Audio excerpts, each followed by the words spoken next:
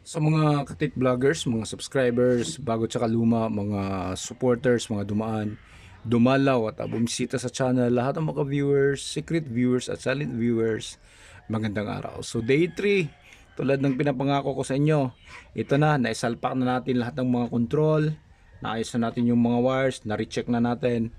So ngayon, ang gagawin natin, paparinig na lang natin, papakita natin yung mga controls na gumagana na siya lahat. Tsaka saludo ako sa gumawa nito, ang galing. Yung lahat ng mga board may mga tatak talaga yan ng SMG, pati power supply.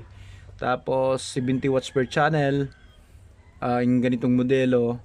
Tapos napakagaling tumunog, napakaganda tumunog. Kapag naka-off yung kanyang volume, wala ka talagang maririnig kahit lapit mo pa yung mo dito. Yung walang napakalinis ng kanyang amplifier.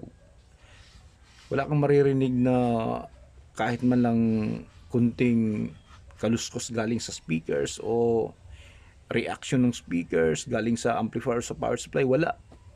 Napakatahimik tapos napakagaling tumunog.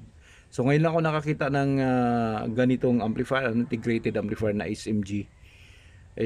Tagal din kasi natin nawala tayo 90 dito sa Pinas, tapos 90s pa. At nagpermanente tayo 2014. Permanente tayo dito sa Pinas, kaya hindi ko gaanong na yung mga ganitong klaseng amplifier na mayroon palang gawang Quiapo na napakagaling, napakalinis. Tsaka maganda yung kanyang tone control, yung kanyang preamp, yung quad operational amplifier na ginagamit, yung MN yung ginagamit na Panasonic IC. Tsaka talaga, napakagaling. So ayan na siya, yan na yung final natin. Ayan, na-restore na natin, pero hindi to fully restoration talaga dahil kita nyo naman kinakalawang na. So hindi ko na kayang gawin yung, hindi ako marunong gumawa ng mga ganyan. Yung lilihain pa, tapos papatungan ng primer, ano ba yung ilalagay. Pati yung dito, yung kupas na yung sa harap, hindi ko rin gaanong yan. Kaya yung sa atin, yung sound restoration lang talaga. So ito paparinig natin sa inyo na ayos na siya, yung mga control niya ay gumagana na.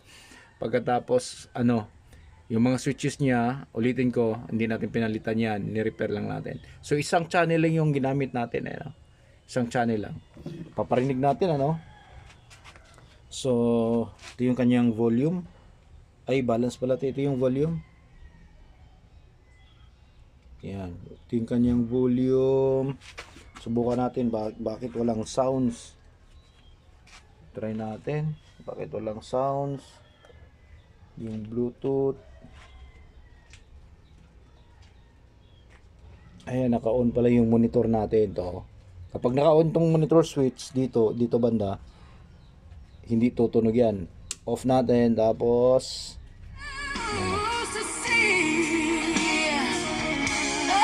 ayan, so tumunog na.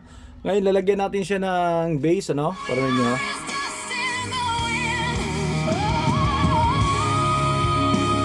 Okay, pagkatapos treble.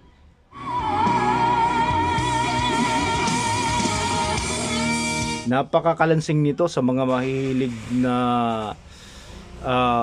mga mahilig sa sound na gusto yung malakas na makalansing. Napakatining tumunog nito. Napakalinis tumunog. Mas maganda to tumunog kaysa doon sa 502.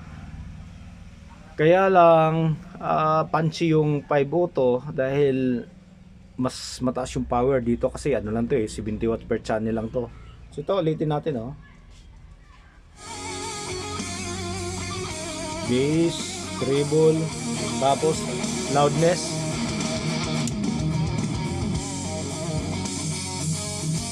Yan napakalakas. So ito, monitor switch to. Kapag naka-on yung monitor switch, hindi gagana yung tunog. Walang magiging tunog.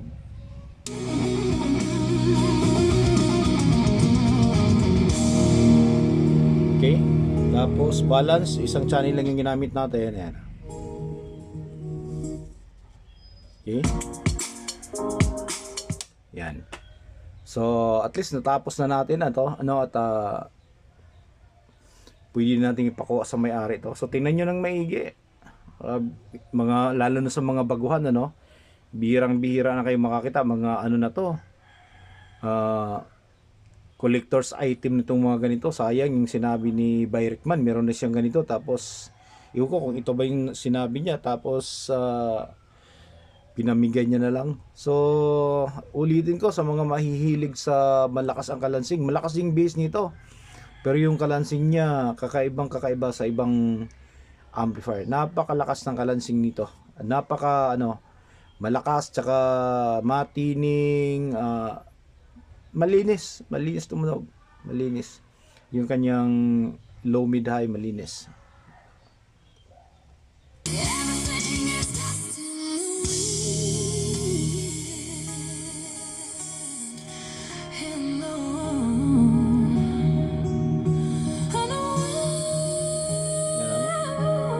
Napakagrabe yung ano, ang tining nung tawag nito. Boses sa high frequency.